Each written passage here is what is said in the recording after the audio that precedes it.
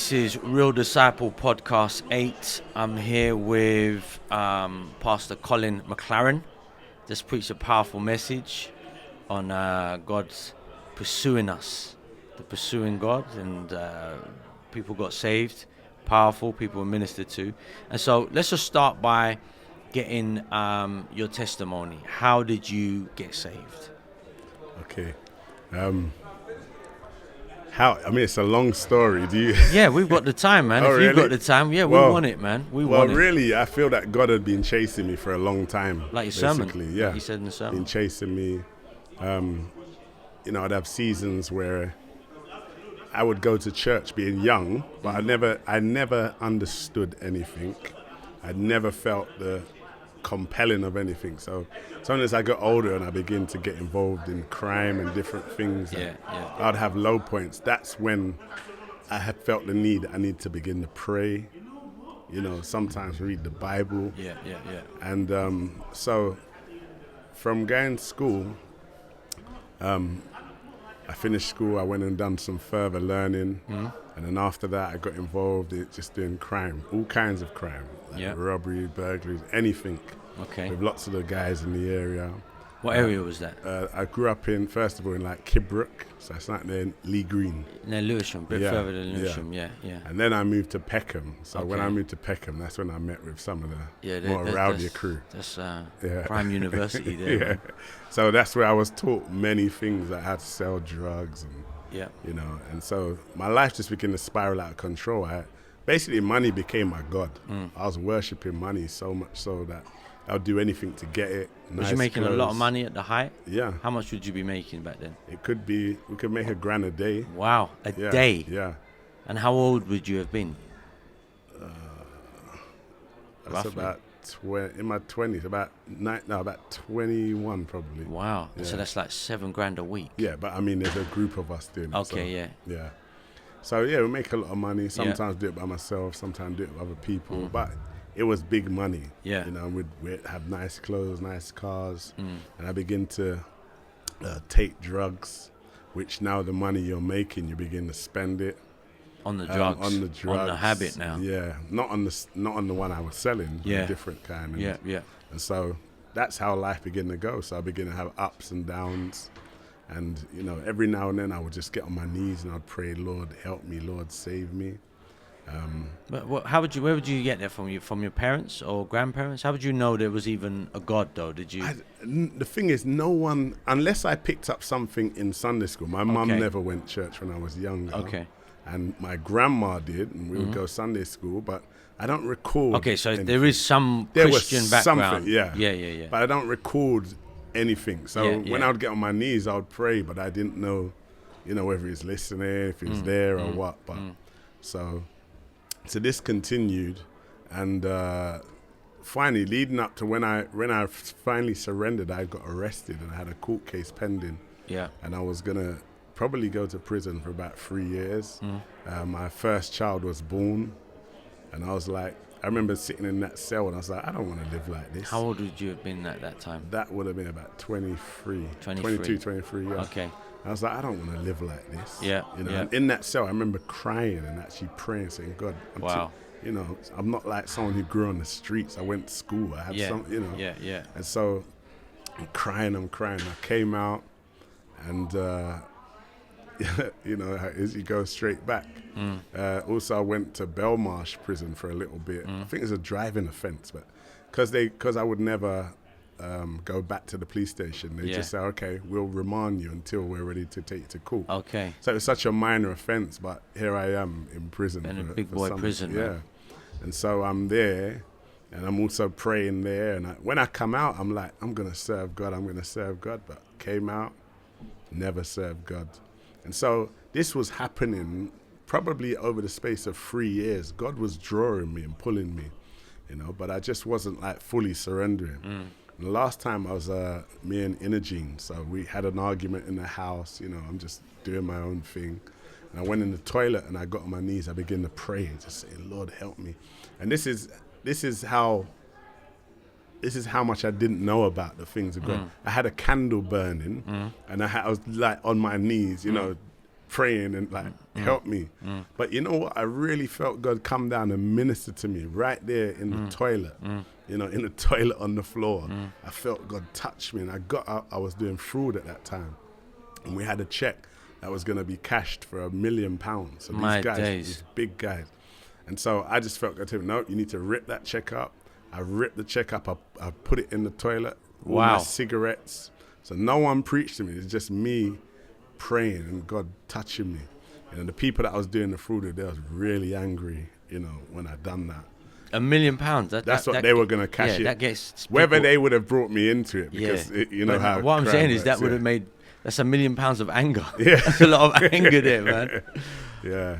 So, yeah, thank God. Anyway, so that time I want to serve God. I don't know how to. And so I remember I'm still smoking drugs and drinking, but there's something different.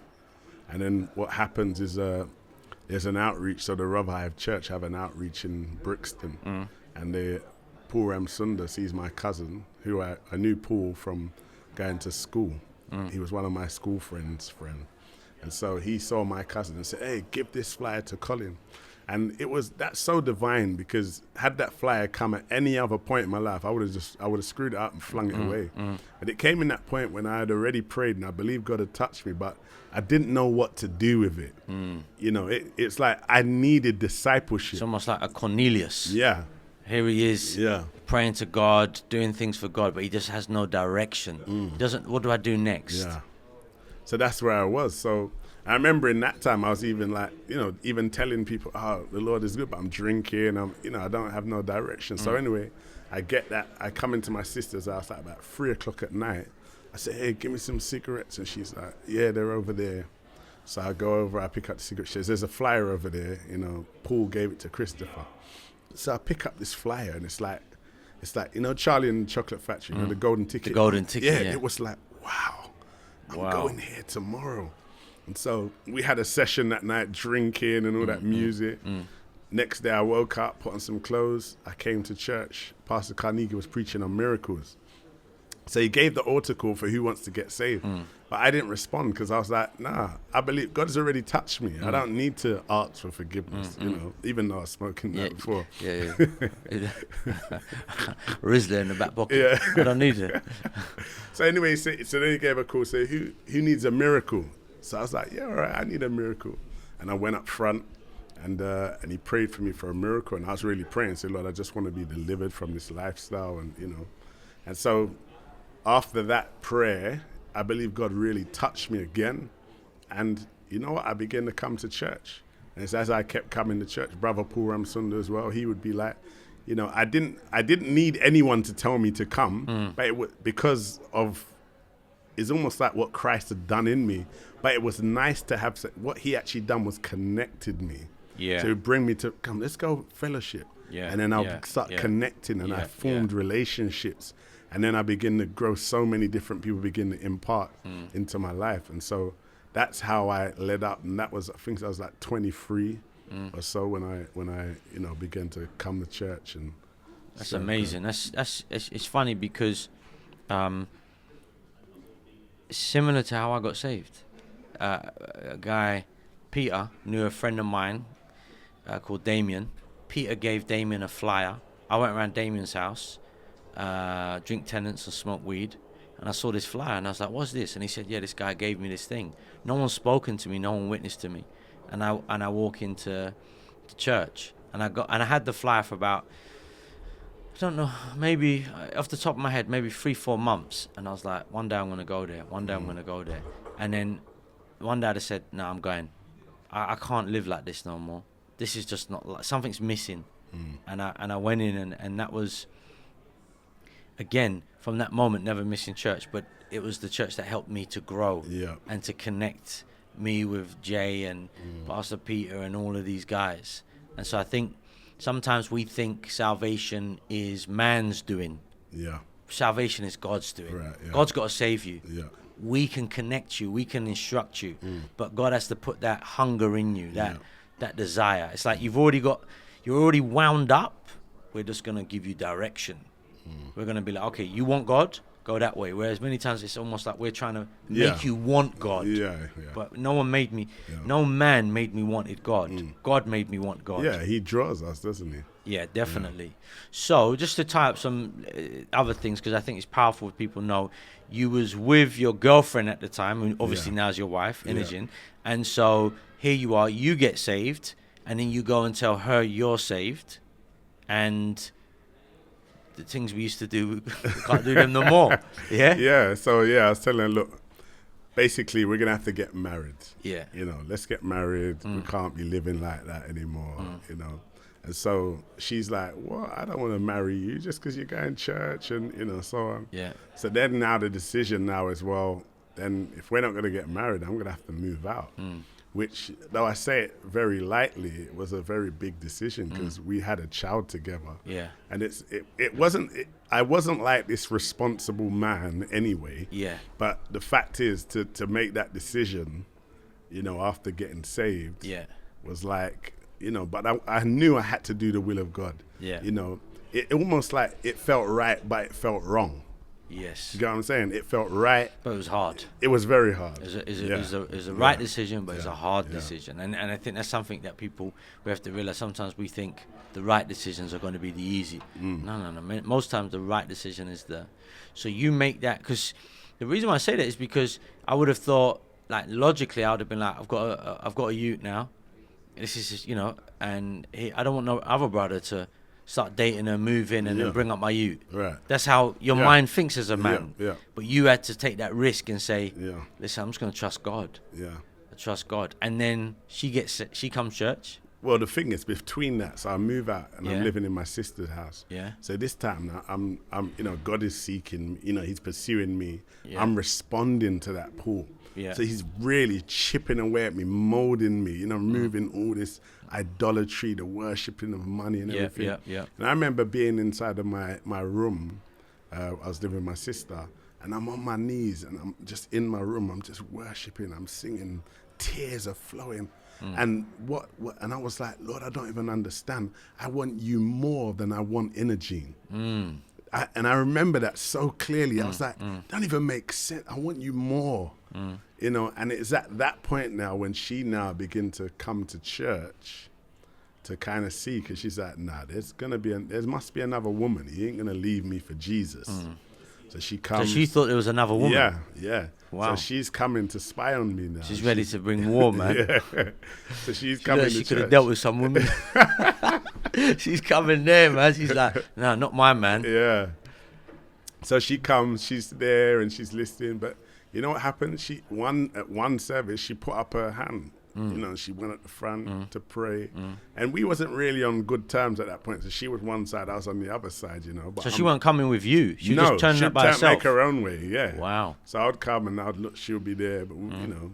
And so this continued. And every service, she's putting up her hand. And then finally, you know, she begins to attend church. But it wasn't as smooth as that. It was kind of like, she was like, you know, because there was no relationship at that point. It's like, you know what, she's like, am I going to stay here if we're not going to, you know, have a relationship? Probably it's better I go somewhere else. And that's where she was, you know, because she just felt, I don't know if I want to be here, you know, you're here.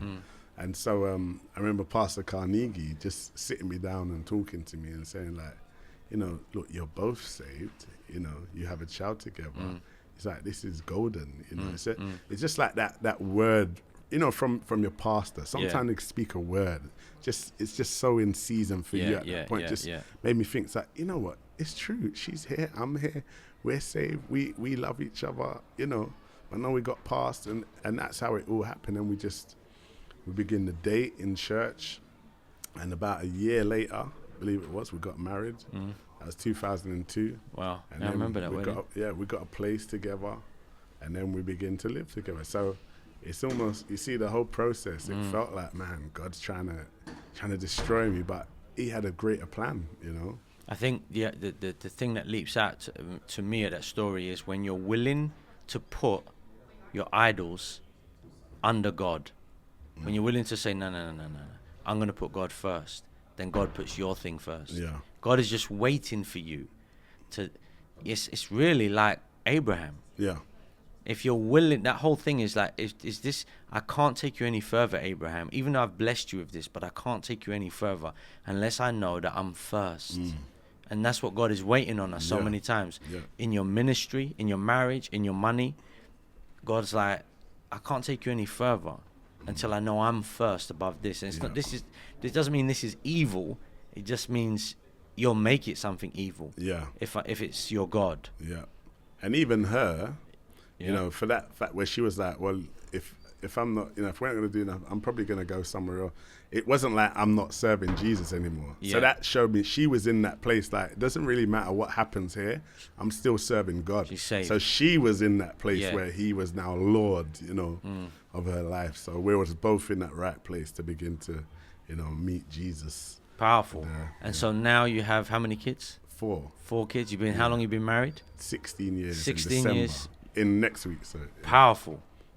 And what are the ages of your children? 19, 11, 14, 7. And now your firstborn, she ministered in conference. And see how God has redeemed. She could, you know, I mean, not to be derogatory, but she could have been someone's baby mother. Yeah, exactly. She could have been doing all kinds of stuff. If you never made that decision, and now, woman of God, I mean, I came to Brixton and I saw her minister, and something leapt out at me. The voice is powerful, but, you know, we've got many powerful singers, but it was like, there was like a genuineness to her ministry. When she was singing that song, it was almost like, yeah, this is from the heart. And it connects to the heart. It's like, this is serious. This is deep. This is like a psalm. It felt like, this is the real deal. And that's beautiful. That must be beautiful for you to see your kids singing to your God. And now it's their God. Rather than, come on, just come in here. Okay, great. So, okay, you're saved, you're married, you're discipled, and then the calling of God, you feel the calling of God on your life. I remember you in the body, and I always... You and Jamil are like the two guys that I think is almost, I mean, from my perspective, when you see someone come into church, it always feels like fast track. I just felt like you was moving from strength to strength to strength to strength. And obviously, you within yourself, you'd be like, no, I was going through my own little things. But being in the church. So now you've got calling, you believe you're called. Where did you go first? Where did you pastor first? Oh, in Woolwich. What made you go to Woolwich? I can't even remember like all the decisions. All I know is I needed to go out and do something for God. I think Woolwich was just, it was near where I grew up. Okay. And it was just an area that was untouched. And so many people around there. And so, and I went out there and, you know, it was good. It's a good experience. You was there for how long? About just under a year. Yeah, I remember coming there because it would have been, I think I got sent out maybe within that time I was there because you came and preached for me. That's right. And you had a few. I remember there you had a couple there and a few people. There's things happening there. Using that little, what was that called? The YMCA. YMCA. I remember coming in there. You go down into through the arches type of thing, that building, and so so you had a few people there, and then I mean that church is still functioning. It's still here. Pastor David spoke to him the other day, and so that's your labours are not in vain. That church is still in the area, and you know God is moving there. So then you're there for just under a year, and what happens next? Pastor Peter's having conversations with you, or the conversation had already been made, and before I went out, I kind of knew. So then I came back to assist after a year. And you was there for how long? Yeah, about a year. Just under a year, actually. Oh, you mean in Rotherhithe? Yeah, sorry. Okay. I was in Rotherhithe for, I believe, 5 years. Wow, that's a long time. Yeah. So 2008 to 2013, I was there. So. And so how did you find that, like assisting for that long? Did you? Because I've always thought when a guy goes back, after a while, he's going to start getting itchy. Like, you do get itchy. You do get itchy. Like seasons come when you really want to go, you know, and so on. But I think initially coming back, it was actually quite tough because I remember the first week that I was back and I knew Pastor Peter was going to preach in the morning and I was to preach in the evening. So just, you know, and I remember all night, I was up all night till like 4 o'clock in the morning, like on this sermon, like, Lord, you're going to have to help me, you know, just stretched. And so, but God helped me. And Now having an assistant, I realized the value of an assistant. yeah, At the time, I would have been like, yeah, okay, he's an assistant. Mm. But now having an assistant and seeing how it really does help me, and I've said it before with Brandon and Elizabeth being back in the body. And even though, they're not, doing everything for me, but it's the ministry, what they're doing, it really does take a bit of a burden off me Yeah. to focus on other things. And I see the effects of it in the church. I see the effects of it in the church. Whereas, even though people may not see that guy preaching all the time or doing this all the time, but it really is having an effect when you have a good assistant. Yeah. And I think definitely now, looking back, and towards the latter end of you being in Rotherhithe, because you think when you went back, that's during the time when we became a conference body, because we wasn't a conference body before you went there. No. And I think a lot of the things that have happened in Rotherhithe is definitely, because of having an assistant, and you learn. I remember Pastor Alvin Smith said, "You got to learn to play second fiddle." Yeah. Yeah. You got to learn to play second fiddle, and so it's a sacrifice in a different way. In a different way, some guys think, "Oh well, at least you're not, it's not on you anymore." When you're pioneering, you're going to preach to empty chairs, but it's a different sacrifice. I mean, I would have believed it was that. I've never done it, but yeah. Well, I guess you're never going to do it. Who knows? Who knows? Well, yeah, man? I guess Who knows? never Like know. you said today, we're all learning, man. Yeah. We're all learning. Yeah. But I think assisting was very good. I learned a lot just seeing, obviously, Revive Church planting lots of church, the interaction with the international churches and the pastors and the congregation, the raising up of men, discipleship, finance. It's just so many different things. Do you think it fast tracked your ministry? Meaning, you go out, and a guy goes out and he's kind of like got to stumble through, learn things. But coming back in, you learn how to deal with, because you're dealing with people a lot more now. Would you say, what would you, actually, let me ask you the question. What do you think you got, what was the advantage for you being in the body and then going back out where you're like, yeah, if I was out, I wouldn't have learnt this like I learnt it? I can't put my finger on it, but what I would say is, I still learnt a lot again when I went back out. Okay. Because the dynamics are different in like a baby church than a mother church, so that you're still learning different things. But I think definitely the potential of what your church can become. See, your vision is definitely enlarged. Yeah. So you're not there like, man, nothing can happen. You're there with like great purpose and intention that, man, something great can happen here. It can be replicated. I've seen it. I've been in it. I've been immersed in it. I was there helping, raising up, couples, getting things ready, buying the equipment, sending them out, So I think in that sense, you really get a lot of kind of exposure to that. Yeah. Whereas in a pioneering body, it would take you years before you'd get to that point. I mean, literally, it's going to take you 5 years to get to a point where you're raising up guys ready to go out. Yeah. Whereas as soon as you're back, within a couple of months, you're already doing that. So you're in the body. So you're assisting. You was there for 5 years, you said? Yeah. And then you go to Brixton. Yeah. When did you go to Brixton? 2013, October. As a matter of fact, I was there about from May 2013 because of the situation. Pastor Colin wasn't well, so he was having some treatment. So I was kind of covering a lot of the services for him. Yeah. And then, obviously, many people would know from the Rotherhithe side, Pastor Olu passed away, sadly, but run his race and won his race. Yeah. He won. He beat the cancer because he's kept his faith. And, wonderful brother, and left behind a powerful legacy in the Brixton church. And so then that must have been difficult going in there. The last pastor has obviously gone through all these struggles and then gone to be with the Lord. What was the feeling like there? What was the... When I first was just covering for him, it didn't really feel like greatly different. Okay. I mean, I don't know what the people were feeling. I'm guessing if your pastor gets sick and, they must be feeling slightly discouraged. But before he passed, I had taken over the church, so he didn't pass whilst in the service of the church. Yeah.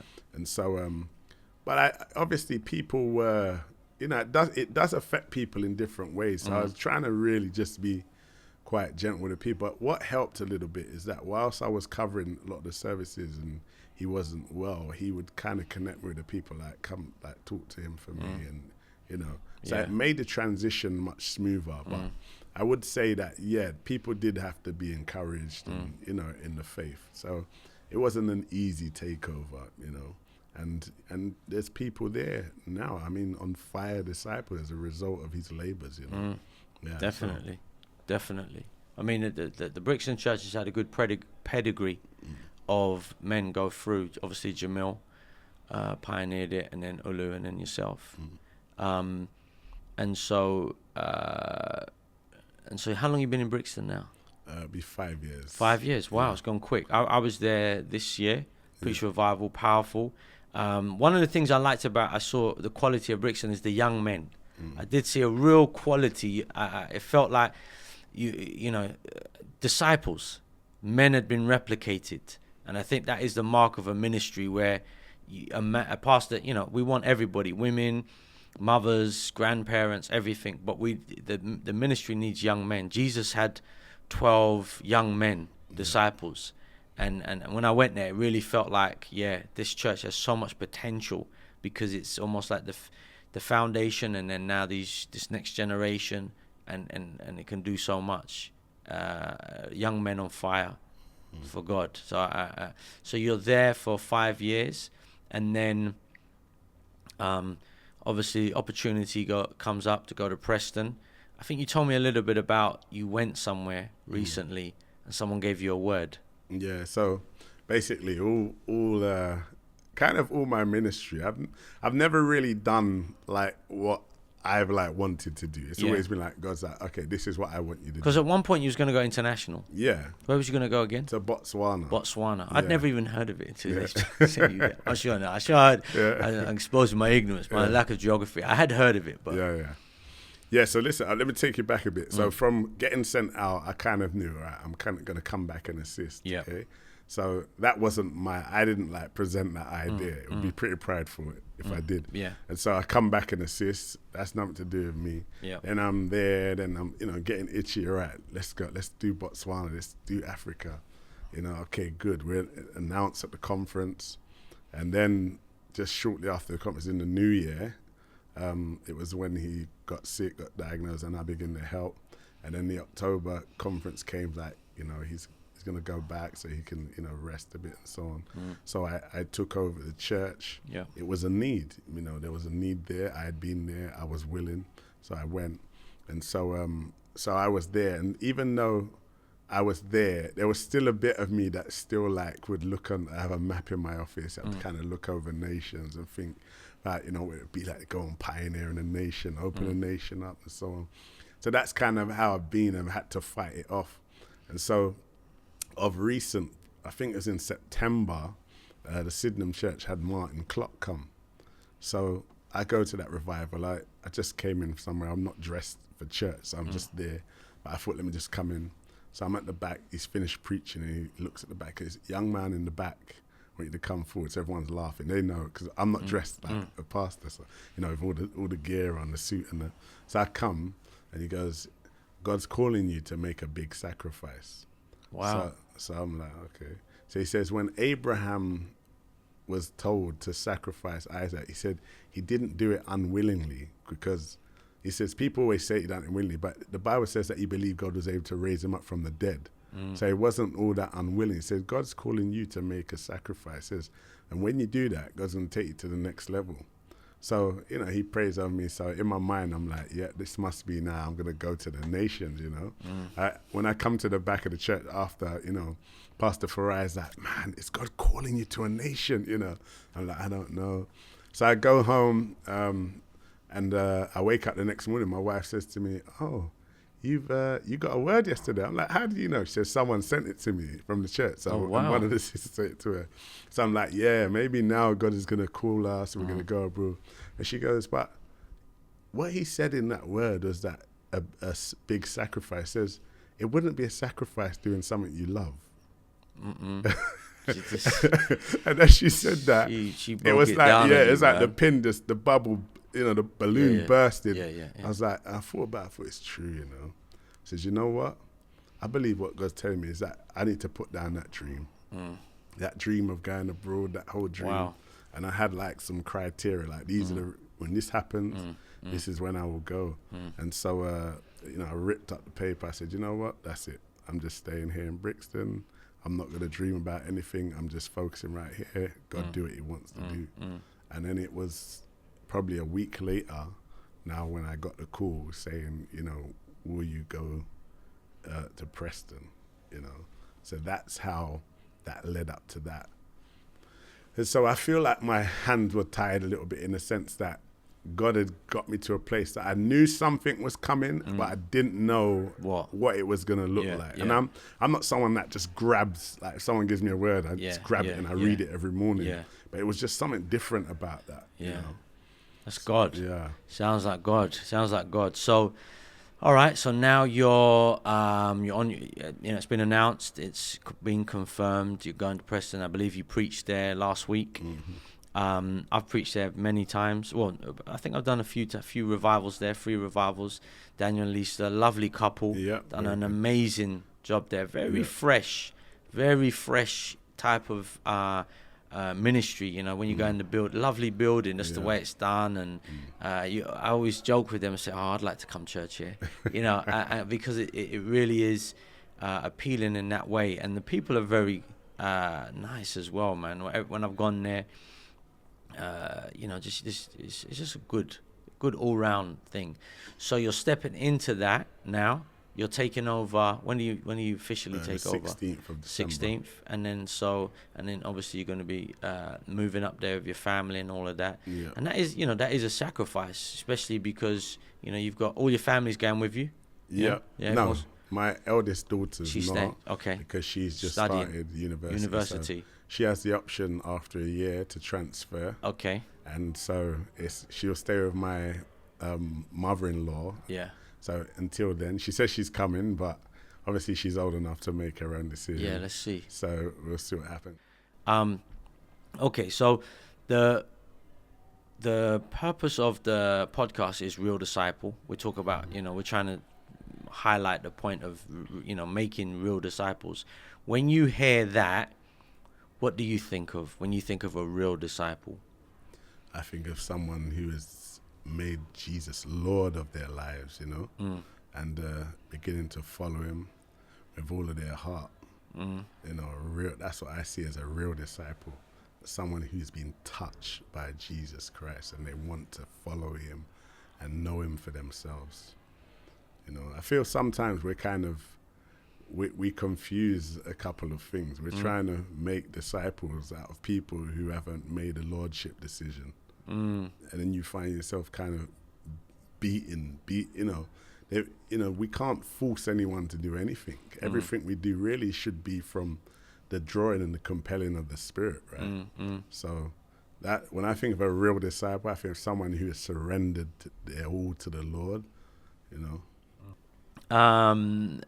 What would you say is some of the things which really help discipleship? When a man wants to disciple another man, what are the things that you look for when you be like, oh yeah, this is? I think one of the main things, first of all, is that, as I said already, is their lordship. Once they've made Jesus their Lord, they're willing, they want to follow. Yeah. Obviously, there will be no brainer. People to work on. They're like that. Then you shouldn't leave them. You have to begin to work with them, impart into them, give them ministry opportunities. Build friendships and relationships with those. And on the other side, there's also those that are not. They don't look like how you would like them to look, in a sense. But it's having vision that they can become. But maybe they just need a bit of care. Maybe they just need a bit of impartation. Bring them with you some places. Try and help them. Call them up. Get guys to work with them. And, expose them to ministry. Yeah, definitely. I think what you said, I look at myself and I think, if I was to look back in the Revive congregation, there would have been periods of time that people would have looked at me and thought, yeah, I don't think Courtney's really on it. But in my heart, I was on it, but I was just struggling with things. Yeah. And if you give up on me, then and I've kind of always tried to hold on to that. Sometimes I forget it, but I tried to hold on to that, like, that guy's not serious. But Courtney, that's what people would have said about you at one time. You weren't serious, because and it wasn't. In a way, I wasn't serious, but in another way, I was. If it was the conforming to a certain routine, I probably wasn't serious. But in my heart, I knew I want to change. I want more. And I think what you said there is that thing. There's these two sets of people. There are people that just get with it and they're at that point, and there's other people you gotta love them and invest in them and help them through whatever they're going through to get to that point.